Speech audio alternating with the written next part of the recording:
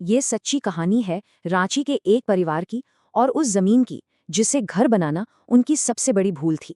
सोचिए, क्या कोई जमीन वाकई अपने रहने वालों की जान ले सकती है? इस परिवार की कहानी यही सवाल उठाती है। साल 1996 से 2018 तक अब्दुल का परिवार उस घर में बड़े आराम से रह रहा था। सब कुछ बिल्कुल ठीक था। पर फिर उन्होंने गलती कर दी, घर को तोड़ने की, और यहीं से सब कुछ खौफनाक हो गया। 1996 की बात है। अब्दुल के परिवार को एक सस्ता और बड़ा घर चाहिए था और उन्हें मिल भी गया। पर गांव वाले कुछ और ही कह रहे थे। गांव वालों का कहना था कि ये घर परिवार के सबसे बड़े बेटे को मार देता है, लेकिन परिवार ने इसे अंधविश्वास माना। शुरू के कई साल तो बड़े आराम से बीते, लेकिन फिर घर में अजीब चीजें महसूस होने लगीं। कभी आधी रात को ठंड लगती, कभी दम घुटता। उन्हें लगा शायद बस मौसम बदल रहा है। 2018 में जब आर्थिक हालत सुधरी तो अब्दुल ने फैसला किया कि अब इस मिट्टी के घर को तोड़ा जाए।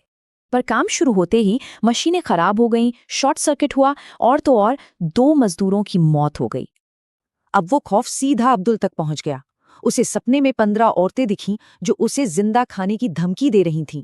अब्दुल इतना डर गया था कि उसने अपनी बहन को बताया कि 2 औरतें रात में बस उसे घूरती रहती हैं। अब सवाल ये था, क्या अब्दुल का दिमागी संतुलन बिगड़ रहा था या कमरे में सच में कोई था? जब कुछ समझ नहीं आया तो परिवार ने हारकर एक तांत्रिक से मदद लेने का फैसला किया। तांत्रिक ने उस टूटे हुए घर पे कदम रखते ही वहां की काली ऊर्जा को महसूस कर लिया। और फिर उसने जो राज खोला वो चौंकाने वाला था। ये जमीन असल में एक शमशान घाट थी।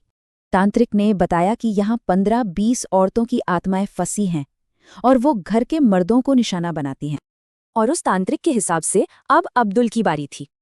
और भविष्यवाणी सच हुई। मार्च 2019 में अब्दुल एक अजीब बीमारी से मर गया। फिर उसके पिता भी चल बसे। 2 मौतों के बाद बचे हुए परिवार ने वो जमीन हमेशा के लिए छोड़ दी, उसे उसके हाल पर। वो जमीन आज भी खाली है। सवाल ये है कि उसका अगला शिकार